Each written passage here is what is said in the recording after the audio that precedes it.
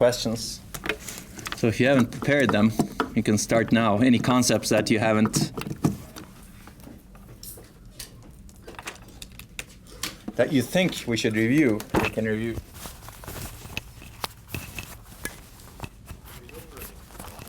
Amdahl's law, sure. Let me do this first. Are you recording? Okay, yeah. Amdahl's law. It's easy, right? Basically says your performance is limited by the non-parallelizable portion of the program. That's basically it. And you can actually extend it to any kind of bottleneck in general. But let me actually, we can bring up the slides as needed. So I guess it may be easier to just pull the slides from here. So we covered it in this lecture, multiprocessors, if you remember. And hopefully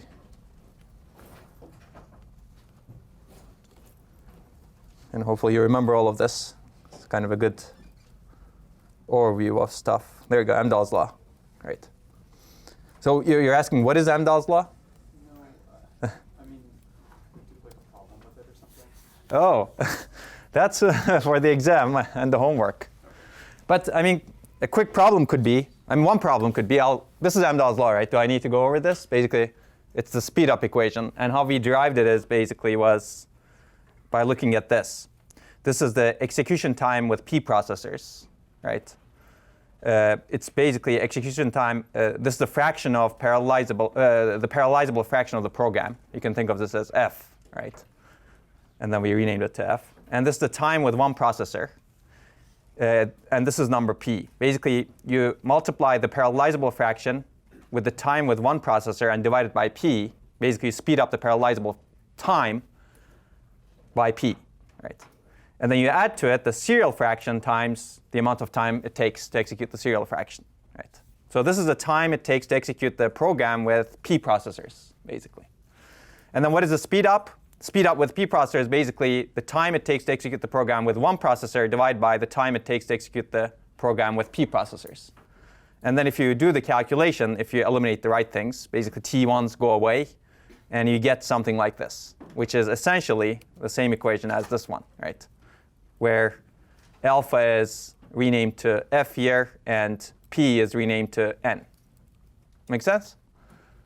Basically, your speed up is really limited by that 1 minus F. As N goes to infinity, we did that during this lecture, this converges to 1 divided by 1 minus F, where F is the parallelizable fraction of the program.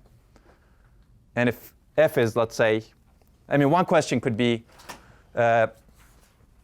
what is the maximum speed up possible if your program is parallelizable only 10%? What would your answer be?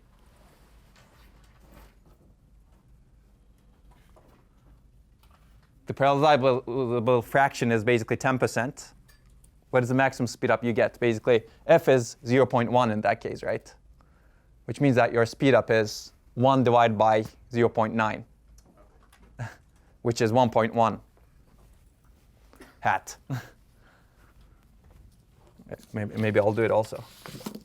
So that's basically it. Basically, if your parallelizable fraction is only 10%, you get only 1.1 times speed up. Infinite process. Yeah, that's right.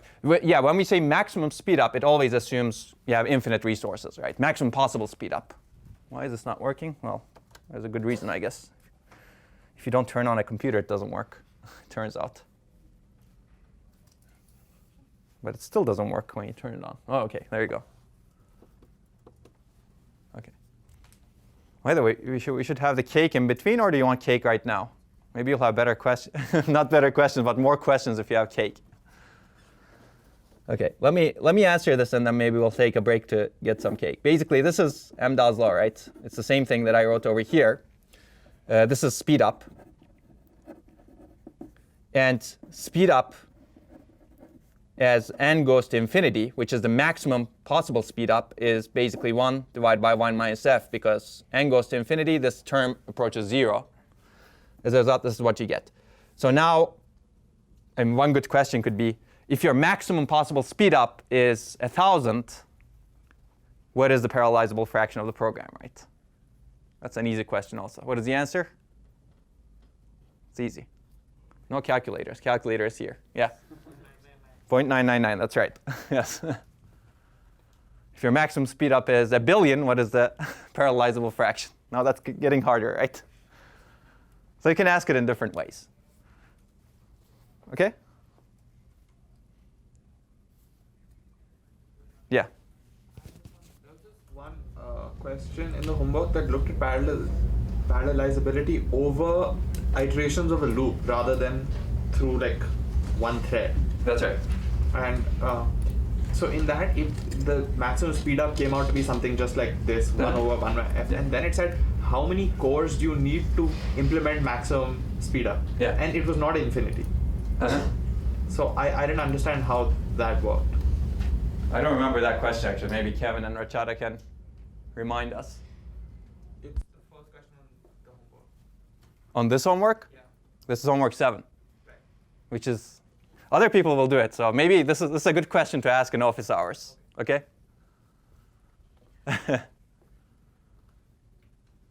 How did you get the answer, by the way? Then the solution must be online too, right? It just wasn't explained. Oh, I see, yeah. So think about it. That's something we can answer because I don't want to spoil it for others because it's something you should do on your own. That's why I would like to refrain from answering some of those exam questions, because if you figure it out on your own, and you can come to office hours to actually get the answers, yes? Does this analysis of Amdahl's law in terms of parallelism account for like various bottlenecks that can be overcome through because like memory bottlenecks can be overcome through like prefetching. That's right. So it should have like a separate core that's just prefetching everything. No. So this doesn't take into account that at all. This basically tells you what is the maximum possible speed up you get if you just parallelize the existing program, right? Okay. Yeah. If you execute, it's in a sense it's abstract, right? Yeah.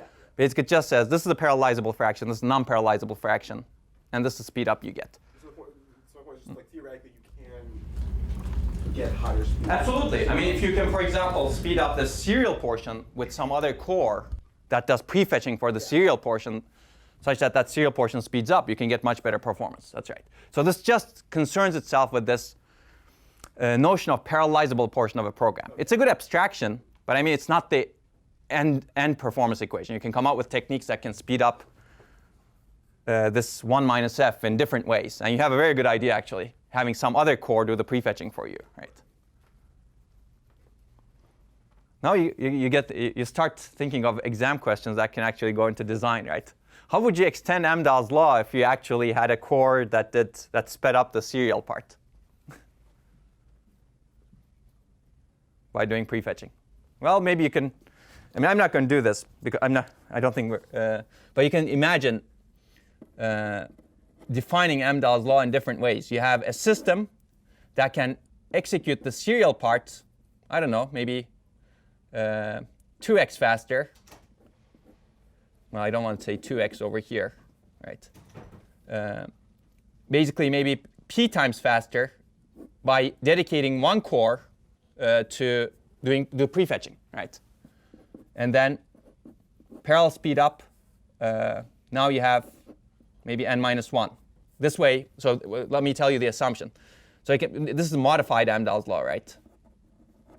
Basically, the modification is that you have a system where you have n cores. One core is dedicated for doing serial execution, dedicated. And it basically speeds up the serial part by p. Part by p. And this is what you get, right? And all of the other cores are dedicated for parallel execution. And they speed up the parallel part by n minus 1 in this case, in the best case, because Amdahl's law assumed that the parallel portion is infinitely parallelizable, right? And this is the equation you would get in that case. And in the last lecture, we extended the equation to heterogeneous systems, right? So this is one example of that. Okay. And remember, this never takes into account these overheads, right? Here, we assume that this parallel portion is perfectly parallel. So the law, basically, you cannot, if there is some synchronization overhead, load imbalance overhead, and resource sharing overhead, you cannot actually assume this, right?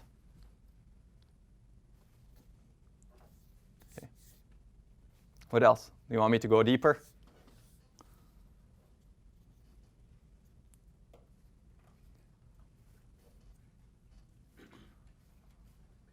People are gathering thoughts. Is it time for cake? What do you think? Is this something we can pass around? I don't think so, right? Who wants to have cake? Well, okay, one. Okay, I think that's good. Yeah, why don't we have some cake at this point? And maybe maybe that'll start some reactions in the brain that will generate some questions. When you say that memory has multiple ports, what exactly does it translate in hardware? Oh, memory has multiple ports.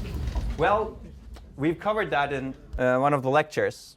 I guess while you're having cake, you can also listen, which is multitasking or multi-threading. And you can keep shooting. So memory has multiple ports. Where did we cover it? We covered it in high-performance caches, or do you remember? Actually, I don't remember. There were multiple ways of achieving multiple ports, right? Say it again? Lecture 18. Yeah, that's what I thought also. Because at the end we had parallelism, right? How to enable multiple parallelism. Basically, there are multiple ways of implementing or faking multiple ports, right? And this is true in general in all kinds of memories. It's not just main memory, but it's also, I don't see it here. Interesting. Well, this is where buzzwords can help, right? There you go. Virtual, what's this? Yeah, multi-porting. There you go. Lecture 21 it says. Is that correct? Assuming buzzwords are correct.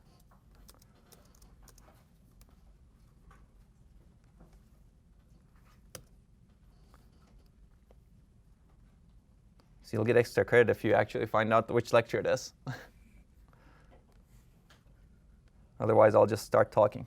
No, it's not. It shouldn't be this one, right? It's the next one? 19. Oh, OK. 19 has true multiporting. Then maybe I couldn't find it very well. OK. That should be 19. Basically, there are 4 ways of achieving multiporting, right? One is true multiporting, which is what I was going to try to show you with a picture. Oh, it's over here. That's good. Yeah, there you go. Basically, when we say memory has multiple ports, it could be any of these.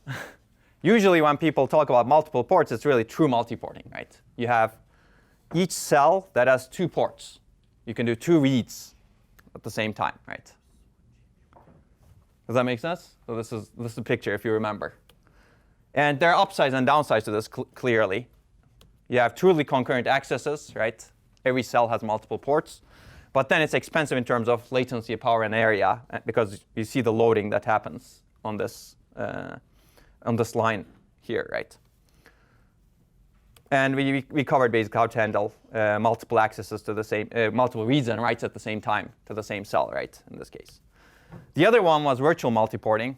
Basically, instead of having 2 ports, time multiplex the same port, right? In the first half of the cycle, use it for one access. In the second half of the cycle, use it for some other access. Make sense? This way, basically, the abstraction that we're trying to achieve is this. You have this memory, and I'll just call this memory because it could be anything. It could be a register file. It could be caches. You have port 1. You have port 2. And you want to read location A here, and then location B here, right? Okay. But A and B can be the same, right? Assume that these are read ports. Basically, in the first half of the cycle, memory provides the output of this port, maybe this part of the cycle, right? You get the output of this port here. And in the second half, at the end, you get the output from this port. That's virtual multiporting. Make sense? Internally. In the context of DRAM, Yeah. so they'll be different in different rows, right? So That's right, yes. So DRAM, the specific DRAM architecture we discussed is not multiported, right? It's basically, you can do only one activate to a bank, right? To a bank, you can do only one activate. And then you can do only one read to that bank. Now, multi-porting DRAM is actually may not be that easy, right? Especially to the same row. Because when you do the same, well, let's say you mean to the same row, right? Actually, you can multi-port. What you can do is you can multi-port the row buffer in that case. You can still provide 2 ports into the DRAM chip, but maybe what you say is you can do concurrent access only from the same row. Right? That's something we shouldn't probably go into right now. But there are other ways to perhaps multi-port, yes. When you are multi-porting, it means if there's 2 ports, That's it. and there's 2 threads, and they both take. Well, there doesn't have to be 2 threads, right? There just need to be 2 requests. Okay, yeah. So if there's 2 requests, then they can simultaneously do their thing. That's it. But if there's so let's assume that there's 2 threads, one each having a request, and there's only 1 port. Okay. Then it has to be scheduled for it to even go through the latency. So if there's 50 is the latency, so it can't schedule it and then the next thread can keep running while 50 cycles is going in the back. It can't go like that, right? It has to be. I didn't quite understand that. So I mean, certainly you need to arbitrate, right?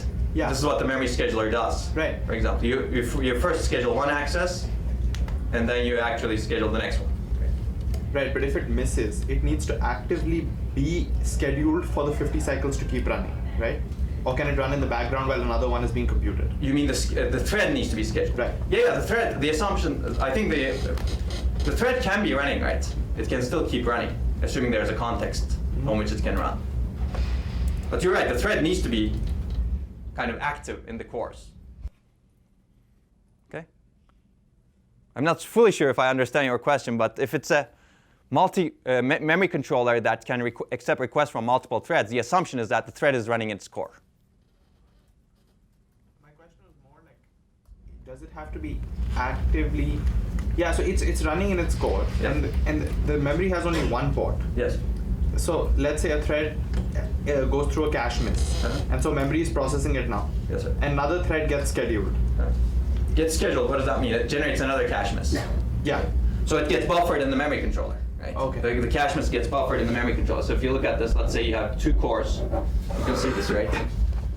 Core 0, core 1. They both have their caches, and there may be a shared cache, right, in the end. And then the requests here go into the memory controller. And I don't want to open up the slide right now, but if you pull up the memory controllers lecture, one of the things that we showed was actually you have a buffer here, request buffer. And that could be centralized or distributed for different banks. But basically, whenever you get a cache miss, you buffer it in this request buffer. And multiple threads can actually have their request buffered in this request buffer. And the memory controller's job, the scheduler's job, is to go through this buffer and pick the next request to schedule. If there's 2 ports, then they don't need to be buffered like that. Then both can be processed. Now, both can go to different buffers, right? So when you say 2 ports, the way I think of it is really multiple memory controllers. Yeah. Basically, you have 2 memory controllers.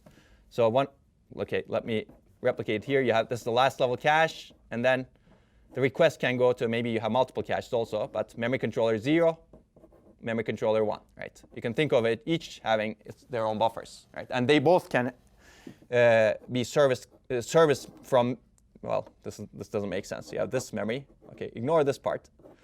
Basically, they're connected to different DRAM channels or memory channels, and you can get data from both channels concurrently. And this is one way of multi-porting memory, right? You can consider that by having multiple channels, you're really multi-porting memory. And this is a kind of this approach, right? It's really multiple copies, except we're not replicating things over here. Okay? Yes? I have a question on run-ahead execution. Okay. What exactly happens when you exit a run-ahead mode? I mean, all the accesses that we have started will continue to work, right? I That's mean, even if there is a latency in resuming back after the run-ahead mode, that should not affect the accesses that we have already started. Right? Exactly, yes. So the accesses you started while you're running ahead, those keep going. Those will continue. Okay, and even if they complete, they will be waiting in the cache, right? I mean, Exactly, yes, pretty much. exactly. So you can think of these as prefetch requests that were generated during run-ahead mode. You sent them out, and then they will continue happening. And you decide to exit run-ahead mode. And when do you decide to exit run-ahead mode? When the original cache miss that caused entry into run-ahead mode comes back. At that point, You don't touch those requests that you've generated. Right. So they execute in the background while it is stalling to exit the run ahead mode. Right? That's right, exactly. Yeah. And what you need to do to exit run ahead mode is you flush the pipeline, you restore the checkpoint into the register file or the register alias table, and you restore everything else that you need, like the global history register and the return address stack. Right?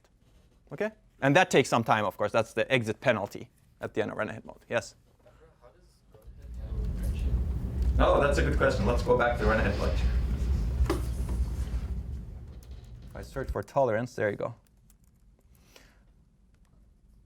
During run ahead mode, right? Yeah. Okay. So during run ahead mode, basically you predict the branches just like you would do in normal mode, right? But the only difference is what happens. So you resolve the branches just like in normal mode also because you're really executing instructions. But there's only one case where you don't know the result of a branch when you actually execute the branch, when the branch is dependent on an L2 cache miss, right? Which is if the branch is invalid, if you remember the invalid instruction. There you go. Basically, valid branches are resolved and they initiate recovery, just like using the main branch misprediction mechanism, misprediction recovery mechanism. But if there's a branch that's invalid, you just do not execute it. Right? No, you don't wait. You remember the invalid instructions. If an invalid instruction is removed from the window when it becomes the oldest instruction, immediately. So you don't execute the branch because you don't trust the data, right? The data is dependent on something that you don't have yet. Because remember, the invalid instructions are the ones that are dependent on L2 misses. But you have predicted the branch at the front end. So you're going to trust the branch predictor. So are you saying you just pretend it's not taken? You just pretend whatever the branch predictor tells you it is. The branch predictor may have predicted it taken or not taken. When you get to the execution, when you actually read your operand, you figure out it's invalid. So you don't trust the execution result. You just don't do anything with that branch at that point. You just trust the branch predictor and keep going on that path. You may be on the wrong path, but you don't know how to correct it because the data value that the branch needs to resolve is an invalid value. Okay. Now this generated more questions. Okay. So if the branch is valid when you resolve, you see the branch predictor mispredicted, do you still flush? Yes. Okay. Yes, because you know at that point that you're on the wrong path, right? If the branch is valid, that means that if you track the valid bits correctly, that means that the data is correct. Okay, so you only don't flush when it's mispredicted and it's invalid. Exactly. You don't flush in that case.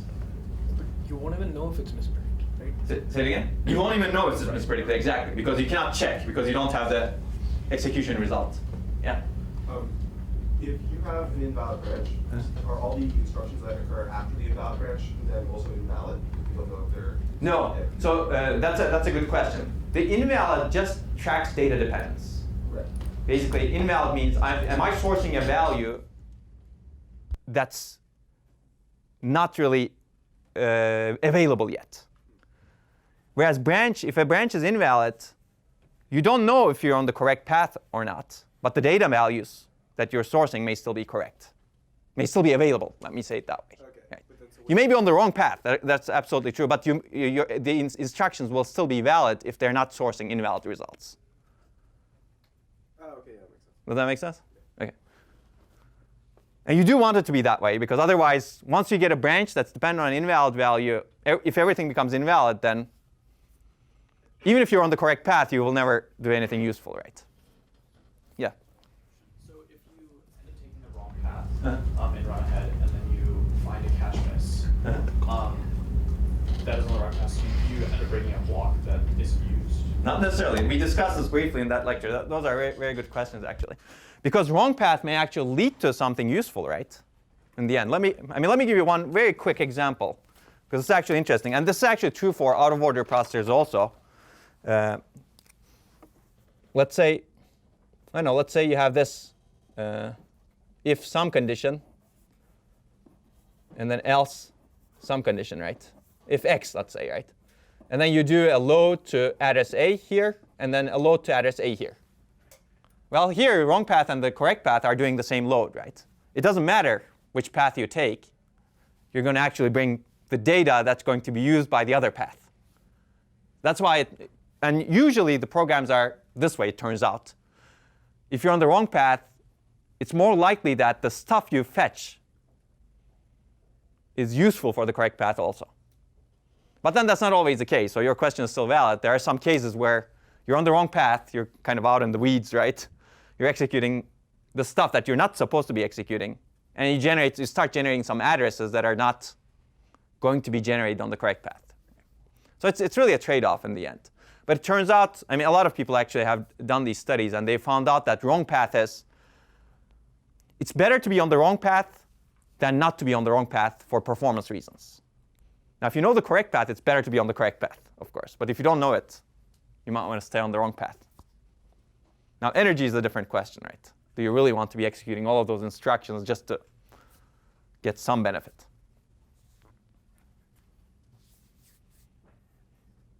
Has everybody gotten cake?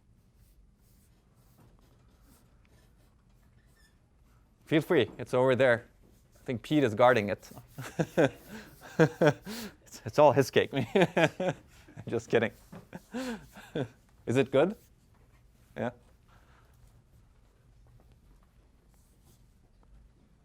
What else? We covered a lot of good topics. I didn't mean to.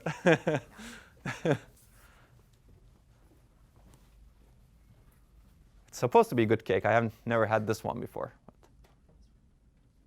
It's good? Yeah.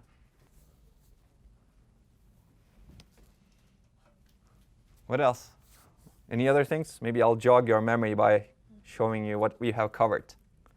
So basically, you're responsible for everything from lecture 17 on, well, everything, actually, everything. Let me do it that way. But most of the material will come from lecture 17 and onwards. Basically, the second half of the course. You can think of it that way. It's really memory hierarchy and multiprocessors.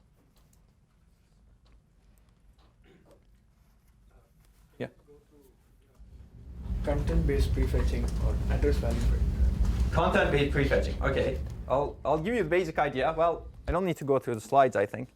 But basically, the idea of content-based prefetching is to try to predict pointer addresses without even seeing them. Without even having the processor record them before.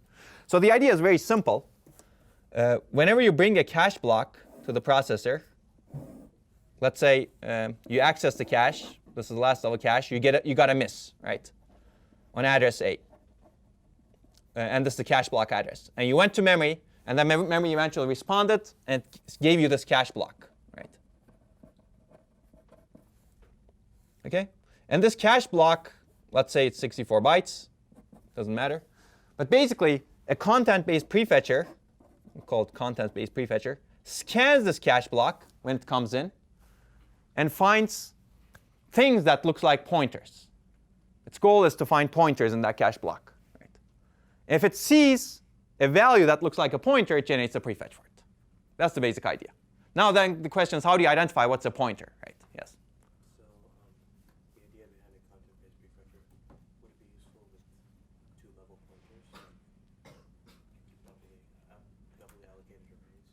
I mean, it could be, right? Because once you bring, so let me give you the example. Let's basically, you chop this into pointer-sized values. Let's say pointers are 4 bytes.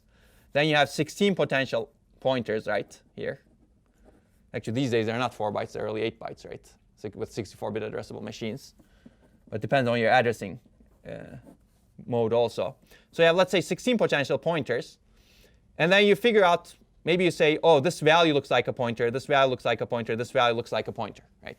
And then you generate a prefetch for this. Prefetch, I don't know, let's say this address is A, this address is B, this address is C.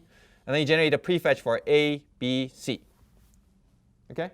Now, these prefetches will eventually come back, and they will bring new cache blocks. Now the question is, maybe you can do the same thing over here, right? So this is the depth. Well, another kind of depth of the prefetcher, right? You can scan this one and look for pointers here also, right? Scan this one and look for pointers here also. Scan this one and look for pointers here also. And maybe you'll find pointers like X, Y, Z, T, L, M, and you generate prefetches for them. Right? Okay, so this way you can actually get ahead of the processor. But then you can see that this is very bandwidth intensive, right? So one key realization with this one is how do you actually identify pointers, right? One possibility is when the compiler generates data, it tags the memory somehow saying, oh, this is a pointer. But then we don't have that today, right? We don't, in memory, basically, when you have a pointer, you don't have a bit saying this is a pointer. Right? You could imagine as an architect in the future, maybe you'll implement things like that. But one of the nice insights in the content-based prefetching is you take the address of the cache block. Oh, I called this A and I called this A. Let's call this A2. That's not good. This is the address of the cache block. This is the address of the block that you're bringing. And you look at the top n bits of that. If the top n bits actually matches, let's say, any of the top n bits of pointer size values over here, that means that this pointer size value is likely a pointer. So you have a comparison logic, basically. Trying to match the top n bits of the address of the cache block with the top n bits of the potential addresses or address-based values, address-sized values in the cache block. Does that make sense? And I think I've actually had an animation of this in the slides. And if the top n bits match, you say, oh, this is likely a pointer. Yes? So how do you choose a value of n? Yeah, that's a great question. I mean, that's, you do it experimentally, basically. Make sense? And if you look at the proposal of the paper, they basically say a 12-bit. They actually evaluate it. They actually simulate the performance that you get with this prefetcher for different values of n. And I believe they say maybe 11 or 12 is a good number. So if it ends up being larger than page granularity, could this generate page faults? That's a good question. If it ends up being larger. Yeah, so actually the prefetcher, whenever you issue a prefetch, you actually go through the translation. If you get a page fault, then you have, normally prefetches don't generate page faults because they're speculative requests. And page fault actually modifies state. Now you could imagine generating page faults with prefetches also, but let's not go into that right now. That's a great question though. In general, whenever you have prefetching, if you get to a page fault, you don't handle that page fault. Whereas TLB misses you can handle, right? You can try to handle. You can bring the PTEs from the memory. You can actually prefetch the PTEs from memory into the caches. Okay, is that clear? Well, it was your question, right? In this case, the pointers would generally point to virtual addresses, right? That's right, absolutely. Yeah. So These are virtual addresses because. Oh, I see. Now, so what is this you're saying? yeah, but how would you need to access the TLB to be doing this also, right? That's right. You have to match it with virtual addresses. Absolutely. So you have to match what I said here. This is the cache block address. This needs to be a virtual address. So you cannot use the physical address of the cache block because pointers that the program uses are virtual addresses, right? So all of these are really virtual addresses. So by doing this, first you get the virtual address of the cache block That's and right. address and then compare it. And yeah, exactly. And then once you actually find an address that looks like a pointer, you issue a prefetch request that accesses the TLB, you translate it, and then you go through the memory hierarchy. Yeah, there were questions in past exams that kind of tested this concept, if you have looked at them. Basically, you don't do the matching on the physical address space because it makes no sense for the programs that use virtual memory to have pointers that are physical. Yes? What are some of the advantages of content-based prefetching over? So like you predict that their pointers fine, Yeah. and you prefetch only those. Mm-hmm. But then you're missing out on other prefetching, which you could have done as. So you can consider this as a specialized prefetcher for pointers, right? So prefetching streaming access patterns are relatively easy compared to prefetching linked data structures because if you have a streaming or striding pattern, one of the most efficient ways is actually to use a stride prefetcher or a streaming prefetcher. and actually we've covered Markov prefetchers, for example. You can actually capture those patterns with Markov prefetchers also, except there's a problem. You need to record lots of entries. And also, Markov prefetcher cannot prefetch entries that addresses that it hasn't seen before in the past, whereas a stream prefetcher is very good at prefetching addresses that were never accessed before because it can actually generate new addresses with the stride. So think of content-based prefetcher as a relatively efficient way of finding addresses, pointer addresses that you've never seen before. Right? So this is not meant to replace stream prefetching. So if you think of it, advantages versus disadvantages as stream versus content-directed prefetcher, this is horrible at prefetching streaming patterns, right? This is only for specialized pointer access. That's right, yeah. You can think of it that way. Specialized pointer access, exactly. But then it's very good at it, right? If you think about it, compared to Markov, a good comparison is a Markov prefetcher, let's say. Markov prefetcher needs to see the pointers before it can prefetch them. It needs to see the accesses to addresses, whereas this one doesn't need to see the access, right? It just scans things, and maybe you've never accessed these pointers before, and you can prefetch them, right? So that's a big upside. The second big upside is it doesn't require any tables at all, right? It just compares one address that you already have, because you fetched the cache block, to a block or the values that you already have, because you fetched the cache block, right? And the overhead isn't as much as stride. The overhead is even lower than stride, you're right. Overhead in terms of hardware cost, right? Because you just need The number of instructions you keep fetching. number of, what do you mean instructions? So Number of, like n could be multiple, and then you fetch multiple instructions. that's right. I would say multiple addresses, because instructions is a special case. Yeah, but multiple addresses, you're right. Well, now that depends, right? That depends on what that n, what is your distance of your stride prefetcher. If you have a stride prefetcher that has a huge distance, when you basically say, I'm going to generate 10 prefetches every time I see an access, then that could be pretty aggressive, right?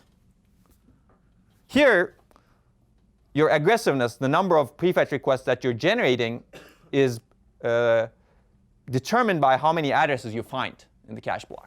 And you have a limited number. And also how many of these iterations that you do, right? How deep you go in the content-directed prefetching. Yes? So could you combine this and ABD? ABD. So ABD, if you remember ABD, that was more of a specialized value prediction mechanism, right? So the purpose of that was a little bit different. Although you could think of using it as using it for prefetching also. You could combine it, sure. It kind of uses a similar insight, right? The pointer, it tries to determine the addresses that are pointers, or data values that are pointers, using a similar insight as this one. So you could. Okay. What else? You guys remember? Can I ask a question about a specific past exam? Okay, I mean, we can look at it, but I'm not sure if I'll go over Okay. the details of the question. It depends on which one. It's about both synchronous parallel processing, and if you already have balanced execution times across all your threads, how can you improve their performance? Let's see. Which one is this? Do you remember? Spring 13. Exam 2? Yeah, that's it. Okay. Yeah, exam 2. Let's see. Problem 1G. Oh, okay. Yeah. Yeah. So, but the later part of 1G where it's all, they're all taking 10 seconds, and then how can you improve the program's performance? And the solution is to rank the threads and perform round-robin shuffling. So why does shuffling their priorities, why would that improve performance? That's a good question. No? I'd like other people to solve this. Basically, let me see. Do you want other people to actually? No? You want to solve it first? I'd like to explain it, or have it explained. Oh, okay, yeah. Let's see. So let me see what the solution says. This is.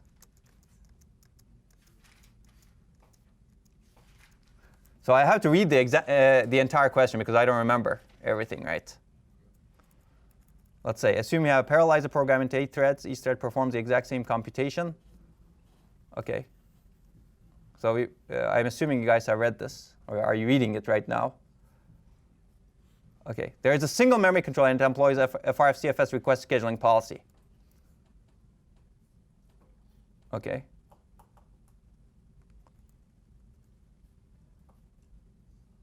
So basically, you see the exact same execution times, right? Over here. Yeah.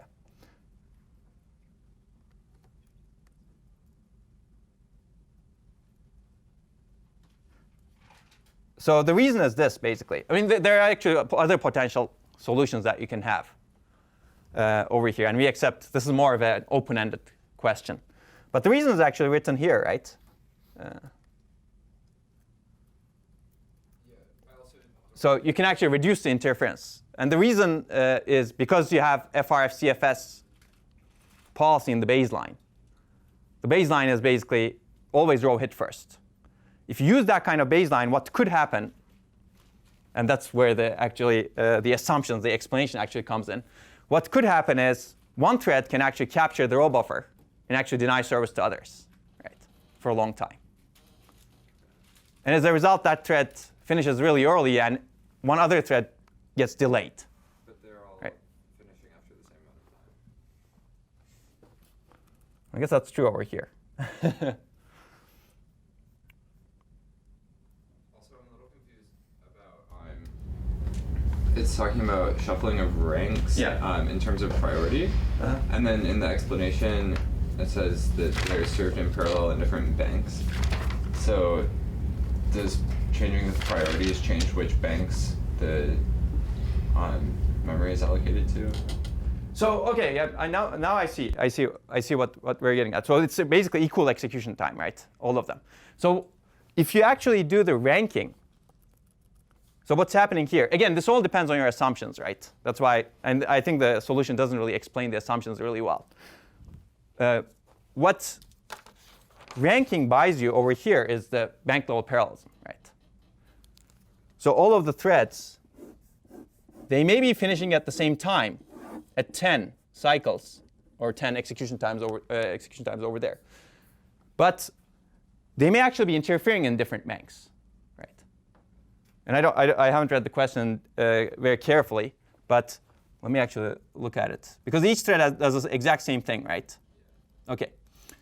So what ranking enables you is having these threads service their requests in parallel in the banks.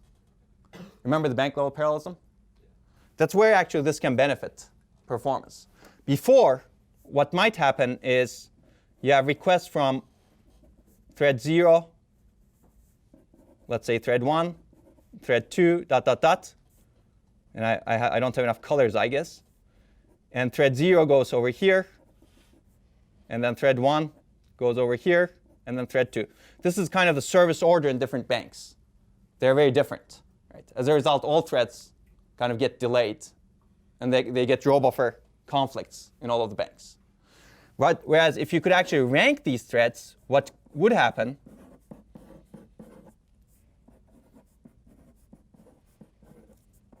you would execute thread 0 first in all of them, and then thread 1 next, and then thread 2 next, ... This way you preserve the bank level parallelism such that threads finish early, right? And also you preserve row buffer locality, hopefully. As a result, each thread's performance improves. Does that make sense? Yeah. So again, the question is asking what could improve the performance. And then there's also a part that says, oh, can your proposal actually hurt performance, right? And it could also hurt performance too. So it's not a guarantee that doing this would improve performance. That's why it's an open-ended question. Is that clear to you guys? Basically, the key here is how can you improve the performance when all of the threads are actually taking the same time? The realization is that if the memory controller is FRF-CFS, it can actually destroy the bank level parallelism of all of the threads. Whereas if you actually have a more regular controller that ranks the threads, you would actually ensure that the bank level parallelism of each thread is preserved. And you can finish the program early if you do that. So is this like parallelism aware scheduling? It's like that, yes. Okay. Yeah. I guess another answer we kind of accepted was, I don't remember, of course it's been a while, but if you employ like parallelism over batch scheduling, you can actually improve performance. But you need to explain actually how. Okay. So this is a kind of an open-ended question. Can it actually hurt performance? Doing so actually can hurt performance also, because it could actually destroy the robot for locality. It depends on the behavior of the threads, right? So the reason this would improve performance is because like if thread 0 finishes like all 4 of those requests sooner than it can make progress. That's right. Okay. Exactly. Yeah. Okay, that makes sense. And if you do the shuffling, they all finish early. Yeah. This is just like memory-aware thread scheduling, right? Because it does round robin for memory intensive and high priority for non-memory intensive. So is that just a solution? Could you say it again? What is memory-aware thread scheduling? You introduced that in class, right? Where low-intensity memory applications get prioritized, and high memory intensive applications get round robin. Yeah, you mean thread cluster memory scheduling? Yeah, thread cluster memory. Yeah. So this is just that, essentially, right? Or no? Well, you could consider that portion of that, right? The ranking part. Right. Yeah. Yeah, but it's not the entire scheduling policy. Basically, it gets to, you can perhaps better schedule the requests of these threads, right, in memory such that you can preserve their bank level parallelism. So it's really getting to the notion of bank level parallelism. But then again, there might be other answers. If you can justify why thread cluster memory scheduling would do better here in a good way, we can find it. But I cannot think of how clustering could help here.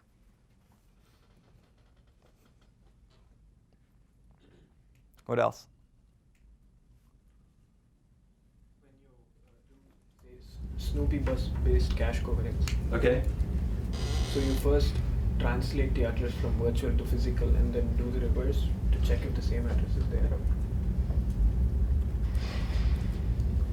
So when you do Snoopy coherence, basically the address that you broadcast is the physical address.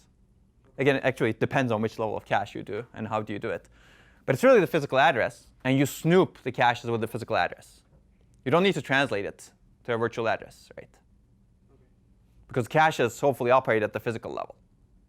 Now, if you have a virtual address cache, then you have other problems that we've discussed in class, right? And you need to do it at the virtual level also. You need to do coherence at the virtual level. But you index with the virtual address, right? Whenever you check. Well, this depends on if your structures are virtually indexed or physically indexed, right? If they're virtually indexed, then you need to actually do it with the virtual. But if I remember right, the solution was like virtually indexed, physically intact. That's right. So now you're trying to combine the coherence and the.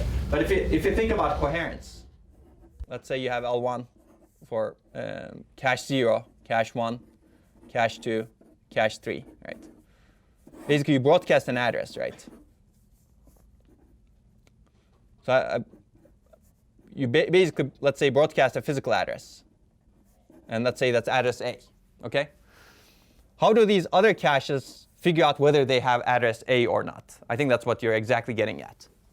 And it really depends in this case, right?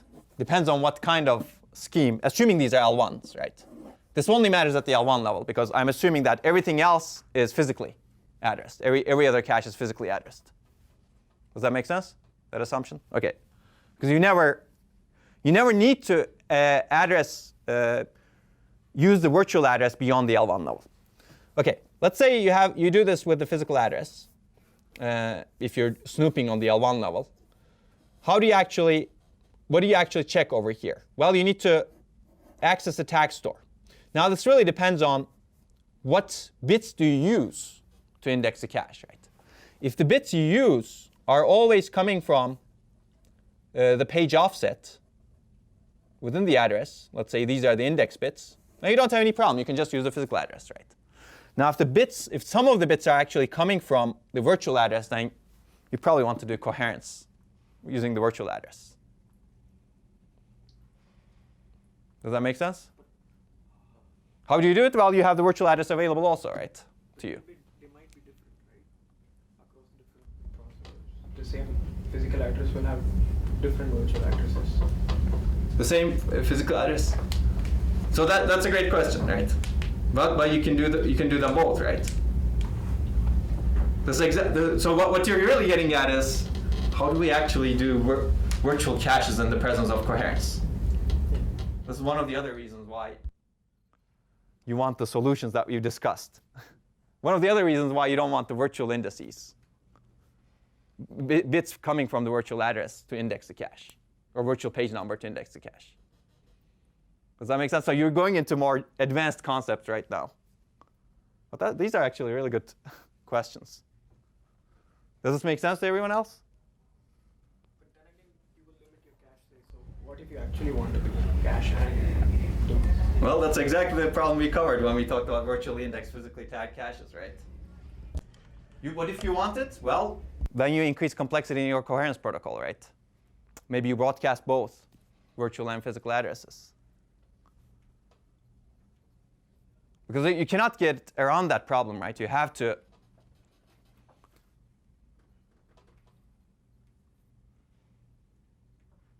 Yeah, you cannot get around that problem. Yeah. How do you manage cache coherence? Something like row clone? Because so if you want to copy things or initialize things, you can first flush it down to DRAM, then copy it. Yeah. But now you've copied over to something. So then what, do you update all the upper caches again? How do you do that? Well, that's a fundamental problem with doing stuff in memory while you have caches, right? Basically, you somehow need to ensure coherence there also. There are multiple ways of doing this, right? When you're copying, basically you need to ensure that the stuff that you're copying is correct in memory. Yeah. So first of all, maybe you need to flush the dirty things in the caches into memory before you do the copy. And you also need to flush the dirty things in the destination, right? Well, I guess, but then there may be other solutions. But you basically need to ensure coherence. No, I'm talking about updating. So once you've copied, Uh-huh. so you flushed a page, copied, so you have the good data now. You Uh-huh. copied onto another page.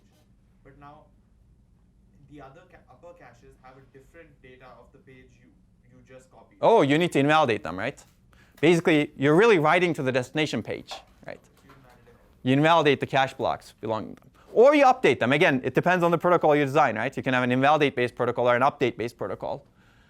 When you update the destination page, maybe you also update the stuff that's in the caches. But you're getting into something fundamental. If you actually do some processing or processing in memory, how do you maintain coherence with the rest of the system, right? And that's a valid question. And you can use any of the coherence protocols we've discussed. The question is, what is the overhead of them, right? Something for you guys to think about. You guys are asking a lot of advanced questions. I'm not sure if you'll get that kind of questions in the exam. Although those are good. You're giving me ideas on what to ask on the final. Just kidding. Kevin is probably recording them right now. I like this question about actually the interaction of the coherence protocol with virtual index caches. You don't like it? But this is exactly the thing that you need to think about when you're designing a system, actually. And that's exactly why these virtual caches are a lot harder to design than something like virtually indexed physically tagged caches. So he gave me one more reason to add to next year's lecture, saying, oh, this is why you may not want to index. You may not want to have a virtual cache, basically. You really want to limit the index bits to the physical, to the portion of the address that doesn't change during virtual to physical translation. Okay, I promise we won't ask that question. Not on this exam. If you take it next year, you'll get it maybe. What else? Or should we take a break such that everyone can get some cake?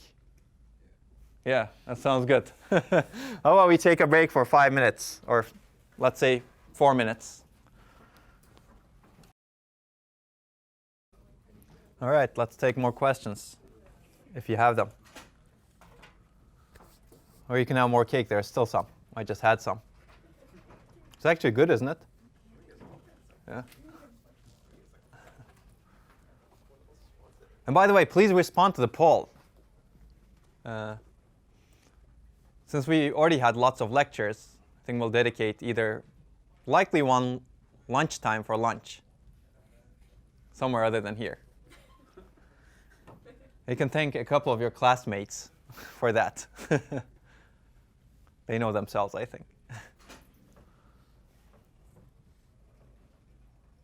But it's kind of an end of semester celebration. So hopefully it should be fun. We have only one more lecture left, interconnects.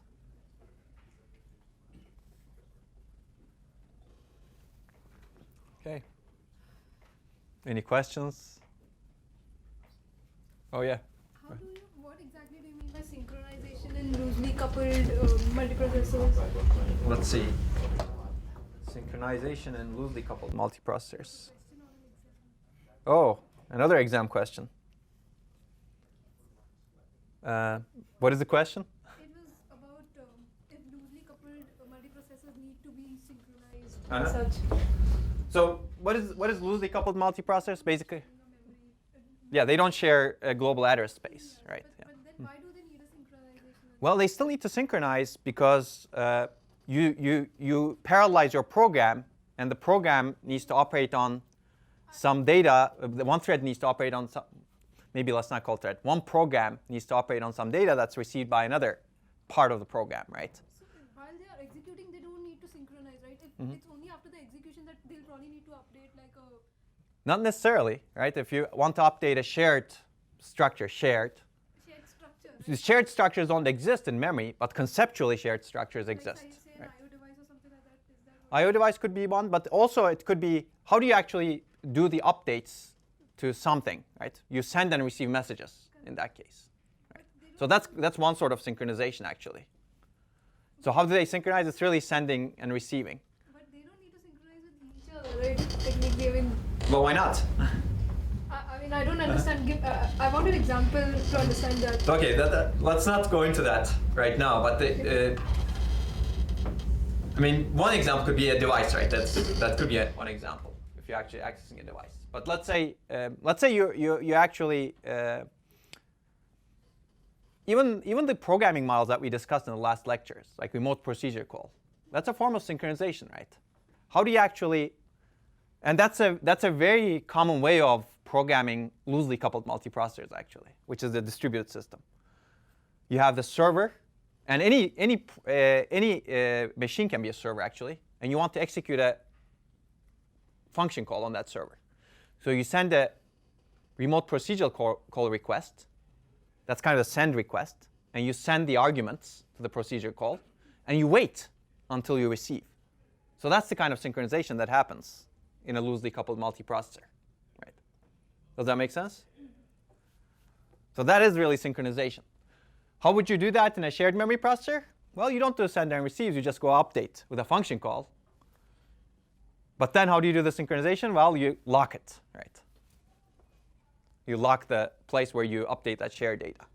Whereas here, because of the nature of the processing, somebody owns that data on which calls are generated by other processors, right?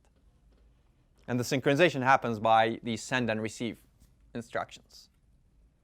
So you mean to say, if when we're talking about loosely coupled, it could be like a totally different machine. Absolutely, yeah, and absolutely. Connected by network or something like that. Yeah, absolutely, that's the right way of thinking about it actually. If you remember the slide that I showed over here, actually we just went over it. Loosely coupled, it's really a multi-computer network. That's the best way of thinking about it, right?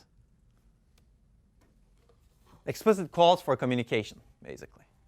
You just cannot say load from this address and store to this address and everybody sees that.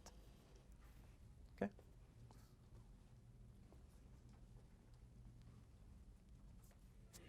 More questions?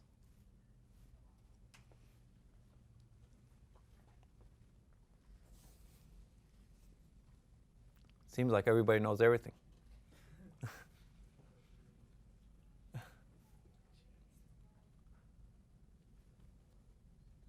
These are a lot of fun concepts.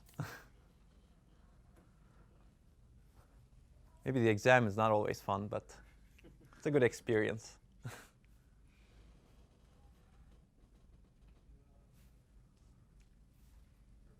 Yeah. So if you have a cache with subblocks or sectors, how is that different from just having smaller blocks? That's a very good question. Well, I don't want to open the slide, but if you have subblocks, what's the difference? First of all, the difference is if you have smaller blocks, you have a tag for each block, right? If you have subblocks, you still have a large block, and the tag is determined based on the size of that block. The subblocks actually share the tag, but subblocks have independent valid bits and dirty bits. Okay. So basically, if you have subblocks, if you have smaller blocks, your tag overhead is much larger because your tag size is determined by the block size. Subblocks, the advantage is tag overhead is much smaller. But then if you have smaller blocks, you have more flexibility, right? You can actually bring in a cache block that's small, and you can have more blocks in the cache. Whereas with subblocks, you're really limited because the tag is shared when you bring in that block. And even if you bring one subblock in that block, those places that are dedicated for the other subblocks in that block are kind of unused. Right? So it's really a trade-off between tag overhead and flexibility. But subblocks, of course, have an advantage over non-subblock caches. Now you can still perhaps get some of the benefit of having smaller blocks without the tag overhead, right? Which is the ability to actually independently bring in smaller parts of the block, which is a subblock, and the ability to actually independently modify those parts.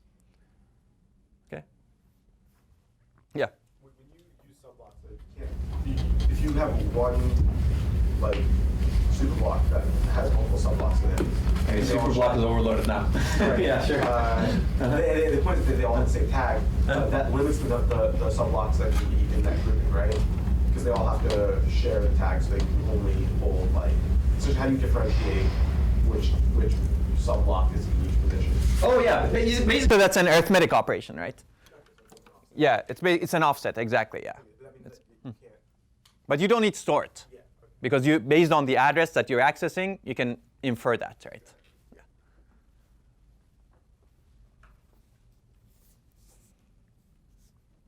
I think we had a question like that in a past exam. I don't remember which one. Looking at the trade-off between subblocks versus blocks. Yeah. Why do we need in the virtual memory itself for the page replacement in the physical memory? Why do we associate the page replacement with the page table entries, virtual addresses? Basically, I mean, we could just have it for the physical memory itself, right? Like bits associated with that. So basically, think about like what do you replace from physical memory? In the end, you're not replacing virtual pages. You're really replacing what is occupied in physical memory, right? Yes. Which is really physical frames. Right. So your replacement algorithm shouldn't really go through all of the pages, virtual pages, that may not even be in physical memory at that point. You just need to go through what is already allocated in physical memory and find the one that you deem appropriate to replace. That's why you need to scan only the physical frames, not virtual pages. Because your page tables can be huge, right? The number of virtual pages you have are a lot larger than the number of physical frames you have. And this is exactly the reason why people have invented inverted page tables also, right? One of the reasons. If you have an inverted page table, you have the mapping from physical to virtual, the opposite mapping. And that kind of enables you to do the replacement easily. Because now you can go through that inverted page table and then figure out which virtual page you're done with and then update the regular page table if you have another one. It's pretty interesting, huh? What else? These are good questions.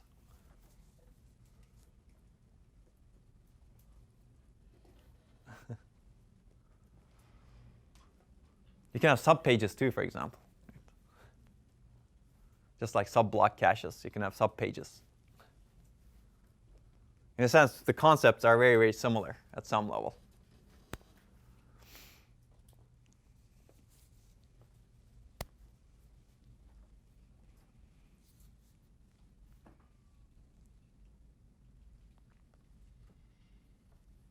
What was the hardest concept in class so far? Maybe you can ask about that.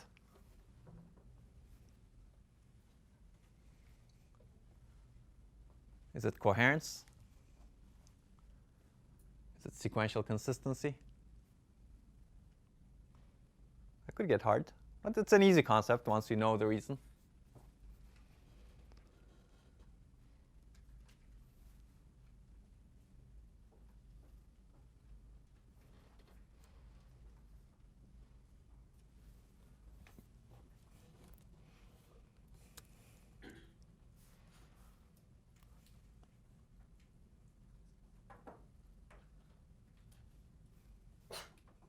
No. Is it heterogeneity? No, that's easy. It's a piece of cake. You can have more. Oh yeah, go ahead. What's the purpose of having multiple memory channels? Oh, okay. Basically, to improve bandwidth, right? To get more bandwidth. Which is the same as, and to be able to access, it's kind of, you can think of it as multiporting as we discussed earlier. First of all, to provide higher bandwidth, and also to be able to access multiple things at the same time from memory. Do you have one controller per channel, or does a controller access? So we had one slide related to that. If you have one controller per channel, those are two independent channels. But you could have one controller controlling both channels. In that case, you have dependent channels. So then do you need a bus for each channel? That's right, yes. That's right. So if you have one controller controlling both channels, that means you actually schedule one request and get a larger piece of data. Or the same piece of data at fewer number of cycles. Right?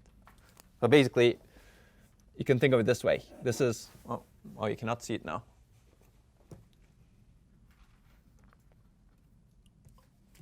Normally, when we say multiple channels, it's really multiple controllers, one controlling each channel.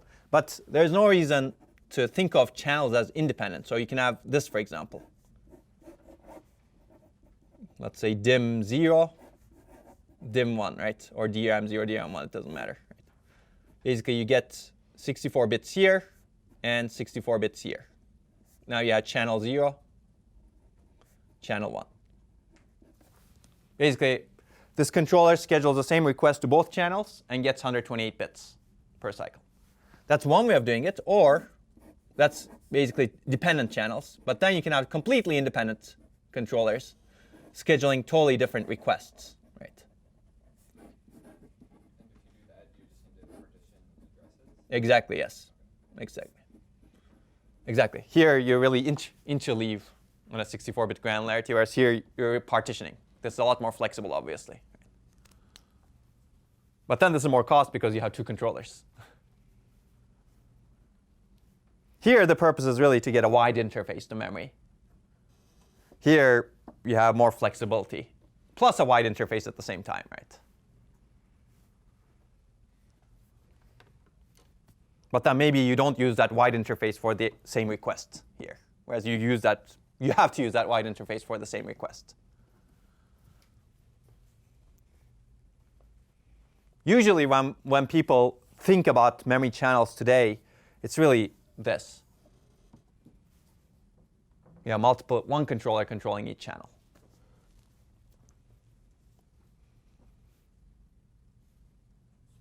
Yeah.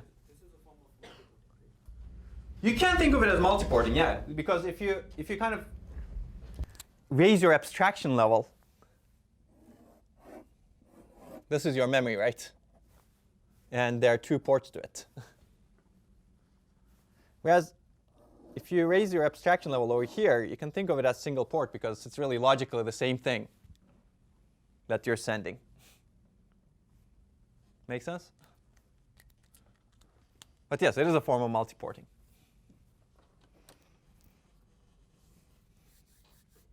What else?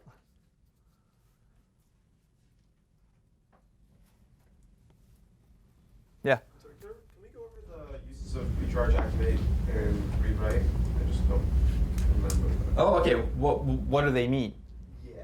basically? This is from Vivek's lecture, or well, it doesn't matter. I can tell you what it is. Basically, well, I'll give you one abstraction level. You can watch the lectures for more detail. Basically, think about this as a DRAM bank, right? And you have the row buffer here, or sense amplifiers, right?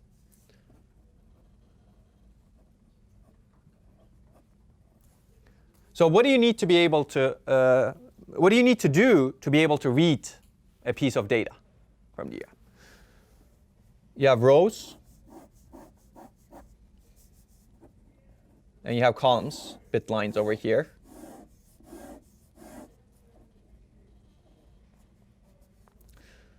The first thing you need to do is activate a row, right?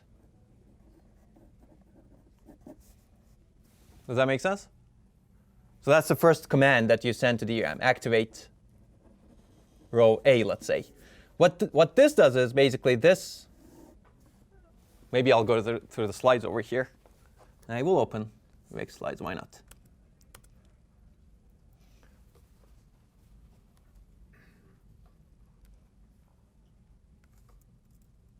I don't want to go through all of the operation of the sense amplifier, but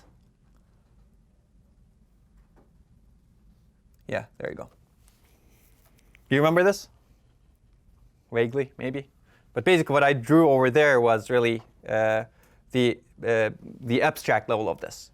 So first you need to activate the row, which supplies a row address, and row address gets decoded, which brings the data into the sense amplifiers. Make sense? So this part is clear, hopefully.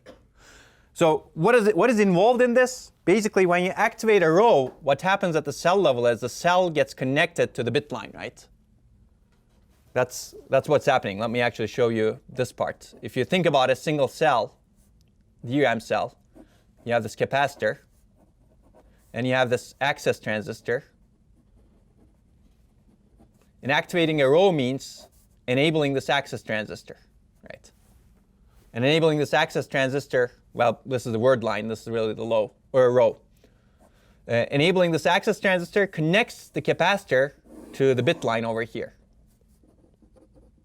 Otherwise, if the access transistor is disabled, the capacitor is not connected to the bit line.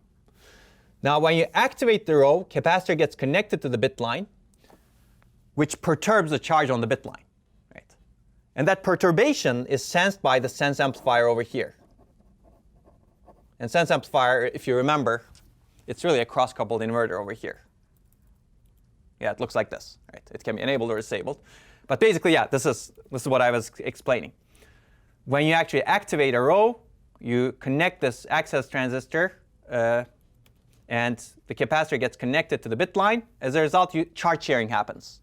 So the charge over here gets perturbed, and that perturbation is detected by the sense amplifier. Okay? And what is that perturbation? If the capacitor is charged, this actually, it injects some charge to the bit line.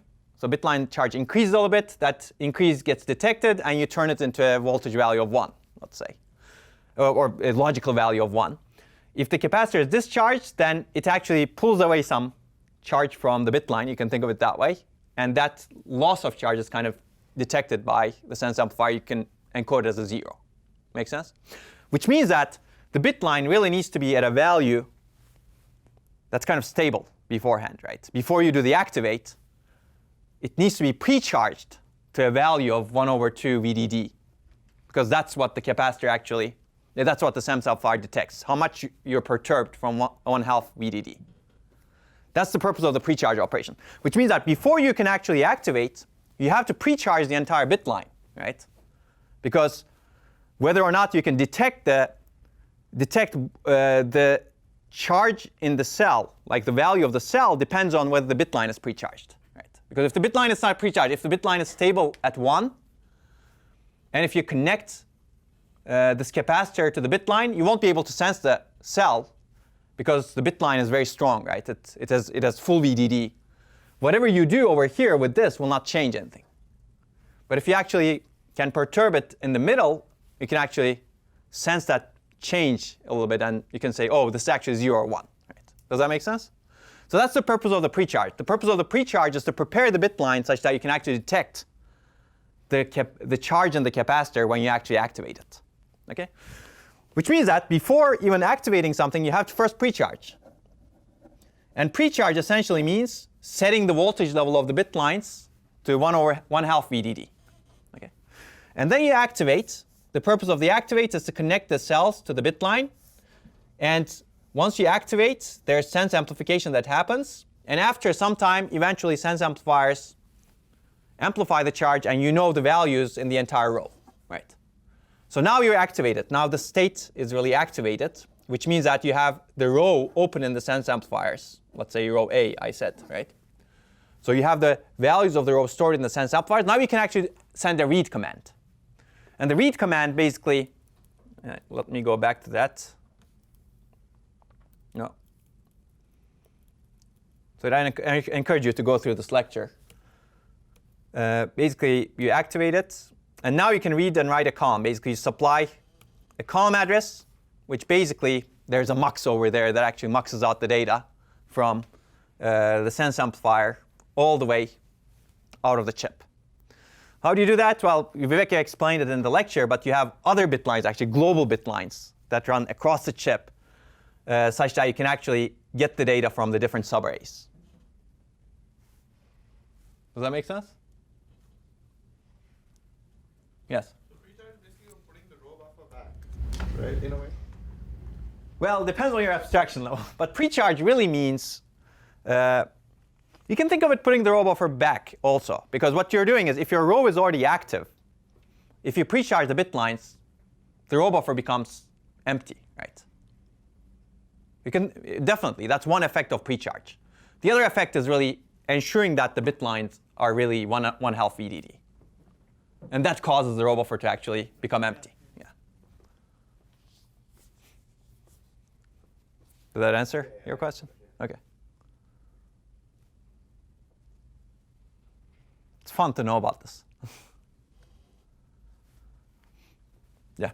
So how exactly, if you have multiple subarrays, each one has a row of sense amplifiers, how do you select which row of sense amplifiers go into the bank's row buffer or bank IO? Oh, OK. So there are global bit lines that are running across. Yeah. So you actually need to have some connections from each subarray. So basically, it's not drawn here, but let me actually try to draw it easily. So let's say you have two subarrays, right? Subarray 0. It has its own sense amplifiers, if you remember. And then subarray 1. And it has its own sense amplifiers. And actually, this bank I/O, it's not really a row buffer in the end. What I've shown you is kind of a lie in a sense. But take it with a grain of salt. Because in current DRAM architectures, you can only have one subarray activated at a given time, because you share the global row decoder across all of them. But basically, what happens is, let's say you've activated. You have this row buffer active over here. Now you have global bit lines that are running across the chip that's at a higher metal layer. And these are actually much fewer. They're not as wide as the local bit lines. Much fewer, because you need to drive them for much longer distances. And they're actually thicker also, because you need to be able to drive them for long distances to outside the chip, right? So how are there fewer of them? Have you already muxed out your column? Exactly, yeah. So you don't get the let's say if your column is 1 kilobits, you don't get all of them, you just get 64 bits, right? Yeah. And then how you do that is basically you mux out and you connect the appropriate things to the bit lines. So it's fascinating, but it's all circuits, right? It's all logic design. It just works. You can make it work.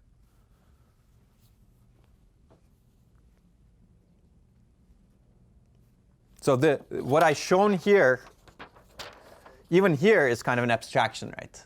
A bank having a single local row buffer. It's really an abstraction in the end.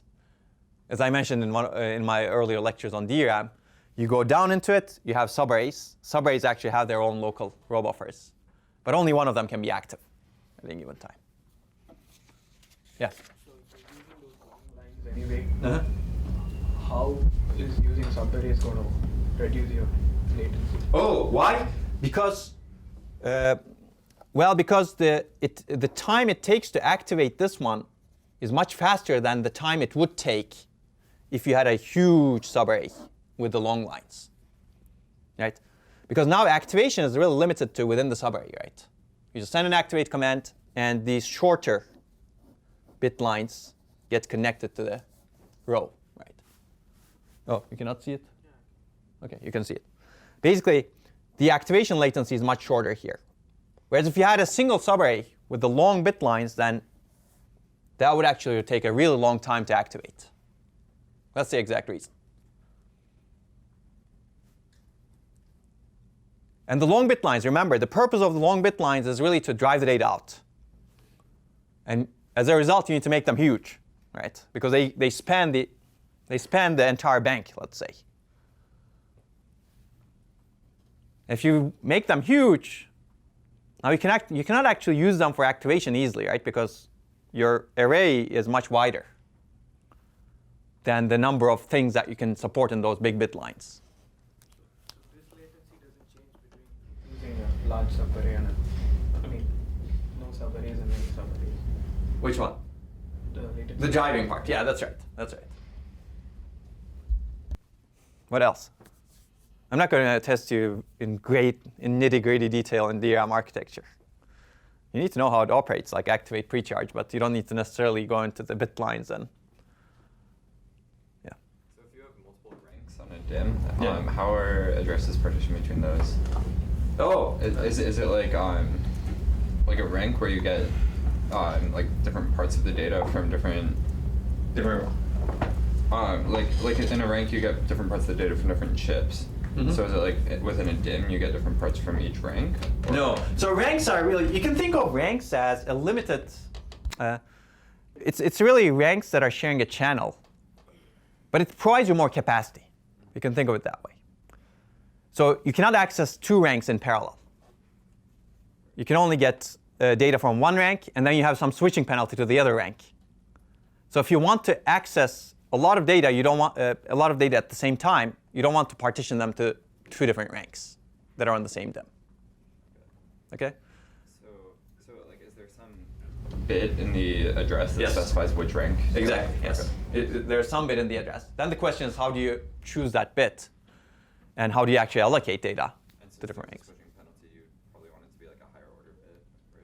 Yeah, exactly. So a lot of architectures today actually use a higher order bit, because you don't want to be switching between the ranks all the time.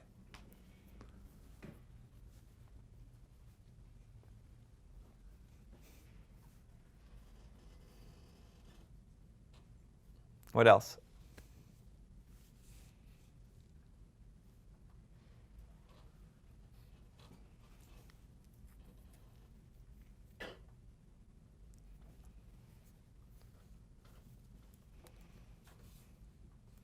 Maybe if I put up a different slide, you'll ask me other questions.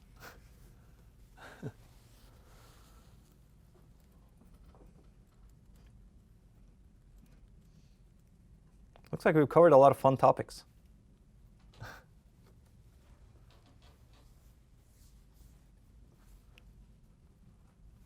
Yeah. When you have loosely coupled microprocessors with, multiprocessors, sorry, with threading, then you still need synchronization, right? Mm-hmm. Yeah, you don't need synchronization regardless of the multiprocessing type. And they You do. cause load imbalance and resource contention. Absolutely, absolutely. The same problems exist in loosely coupled multiprocessors also. And for both, you can partition physical memory differently, even though you might say that it's shared. Like you can I don't get you that. can distribute it like you said, right? That's right, exactly. I mean, the memory logically is not shared between those processors, but they all have their own memory. And if you want to do some parallel programming on them, you just do parallel programming considering that they have different address spaces. Right? It's not a shared address. The only difference is really whether or not you have a shared global address space. Everything else, in order to take an algorithm and implement it on a loosely coupled multiprocessor, you still need to synchronize, just like we discussed, right? But then you don't run into issues like cache coherence, for example, because you don't have shared global memory.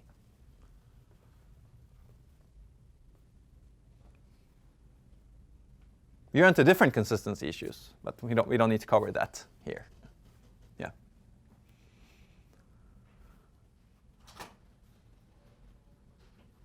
When we say shared memory, it has to be physically shared, right? Not just logical. I mean, their logical space. No, it doesn't have to be physically shared, right? In a shared memory multiprocessor, the memory needs to be logically shared. Basically, you have a shared global address space. Physically, you can actually have, let's say, multiple different memory channels, right? Physically, memory can be anywhere physically. As long as whenever you say load A, you can get to that memory from anywhere. Even if they're separate, each of the processors should have access to it. I mean, That's right. Exactly. The question is, can you load or store from that memory?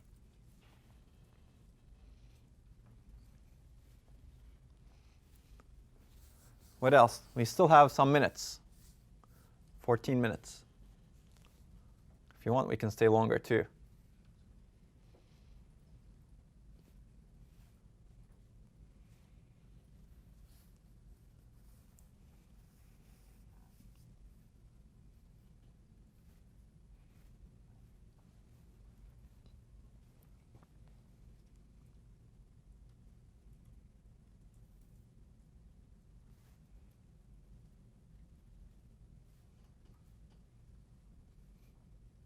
No questions? Yeah.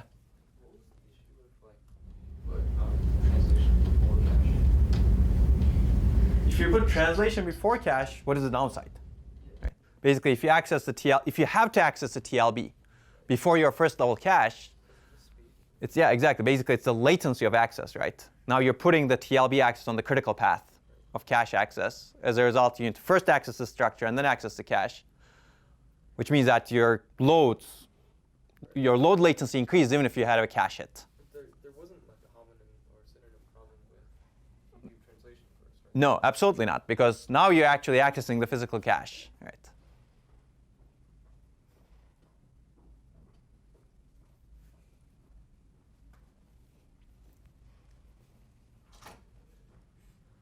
Yeah. So if you have a virtually indexed, physically tagged cache with multiple ways, so it's like set associative, then do you need to compare the tags from each way to the tag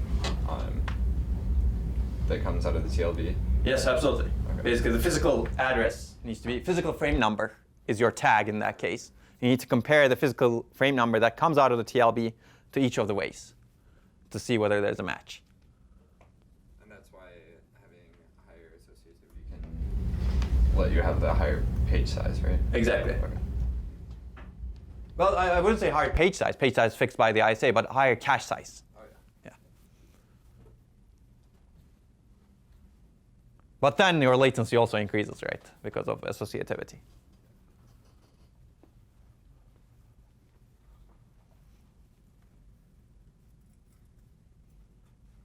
That's a good topic. Now we should add coherence to it.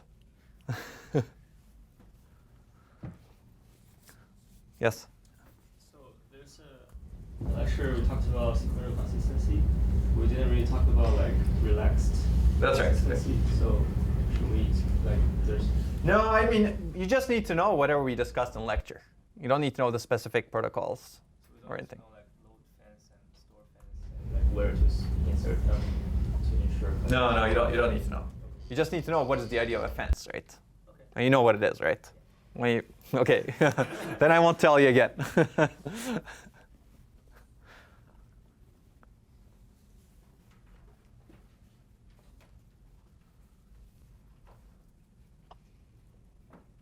This is different from the fence that you have in farms or places, right? That's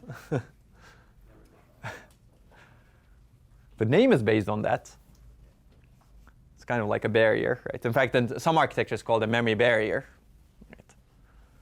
Like for x86, there's no load fence,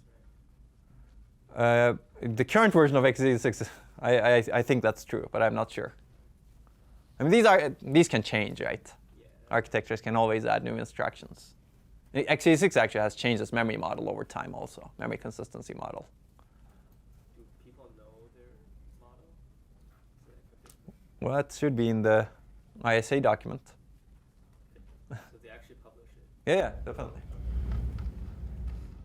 Otherwise, it's hard to write programs, right? Parallel programs, if you don't support a model.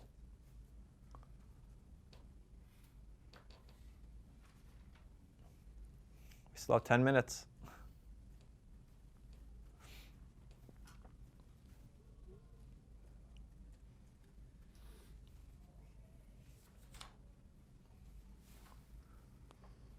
I guess the exam must be easy if you don't have questions. Yeah. Not virtually indexed, physically tagged. There was an equation in lecture 20 which was like C is equal to associativity times page size. That's right, yes. Yeah. I don't really completely understand the mechanics behind the equation. Well, that's basically lecture 20 you said, or like? Yeah, it's in lecture 20. Yeah. Or was it? Yeah, 20, that's right. I think Kevin was here at that time, right? I get No, that- maybe not. I get that you want to index it with the page offset bits. Yeah, exactly. So that's the key, basically. And that's the maximum cache size you can have if that's your goal, right? So you understand why you want to index it with the page offset bits and not take any bits from the virtual page number, so that you don't run into these synonym problems. Yes. But then it means that your cache size is limited, right? Like why is your cache size limited? Well, let me show you quickly. Do we have any other ones? This is. Well, I guess we ran out of paper successfully. All right, I'm going to use this part of the. Basically, think about it this way.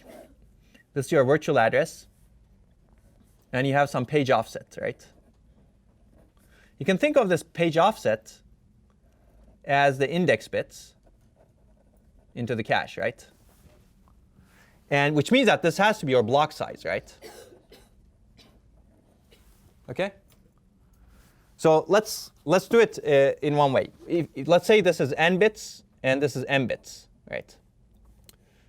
If your index bits is n bits, which means that it means that you have 2 to the n sets in the cache, right? If this is m bits, you have 2 to the m bytes, assuming byte addressable, block size, right? Now you also have, let's say, a ways, where a is your associativity, right? Per set, right? Okay, now let's calculate the size of that cache. You have 2 to the n sets times a ways per set, let's say, times 2 to the m bytes per way. Because one way is really one block in that set, right? And this is your cache size, which is really, in the end, a associativity times 2 to the n plus m bytes, right? And 2 to the n plus m is really your page size, right? Okay? So that's how that equation comes.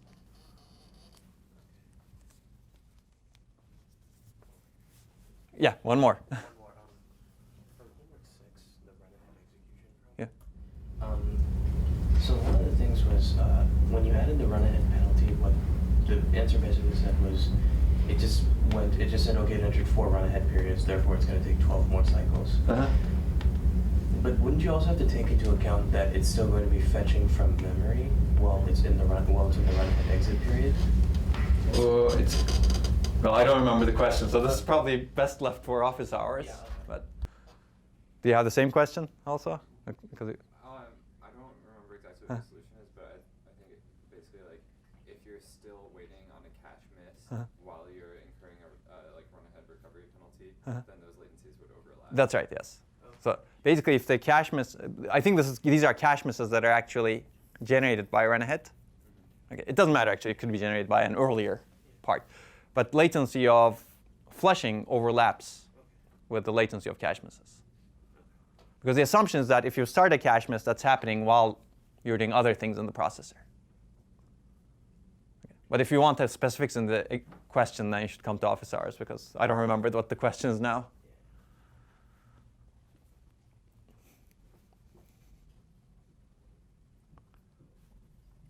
Yeah. You talked about like machine learning memory controllers. Okay, well. You don't have to. I'm going to ask you specifically how to implement that machine learning controller. No, I'm just kidding.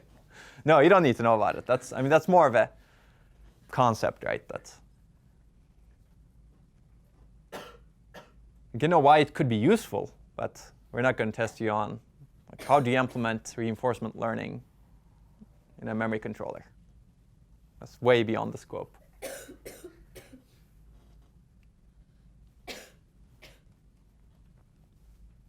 That's a good topic, though, to think about. You can think about after 447.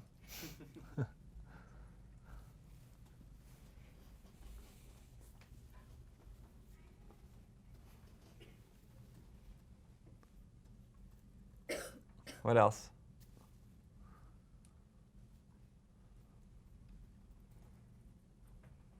Nothing? So you'll all ace the exam now? I can count on that?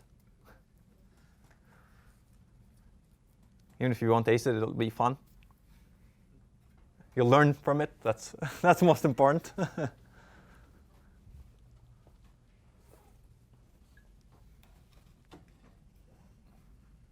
Well, acing it is good too.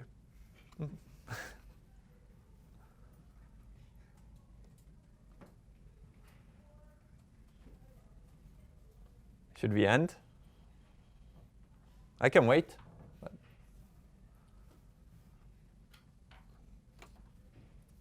Going once. You don't have anything else? No more machine learning? Well, we will ask about memory controllers, though, very likely. So if you have a burning question on memory controllers, this may be a good time. Yeah, he has a burning question on memory controllers now. But not on memory controllers. Okay. Can you talk about cache compression? Cache compression. When did we cover that? In the homework. I mean, no, but we did talk about it before the midterm, right? We didn't really talk about it. I mean, we talked about it maybe at the high level, but we never covered it. I mean, the basic idea is if our data is compressible, compress it in the cache, right?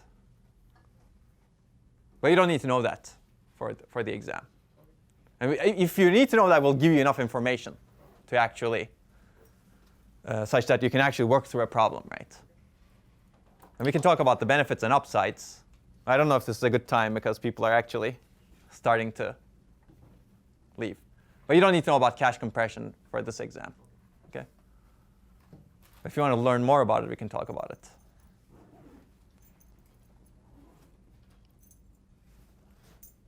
Okay?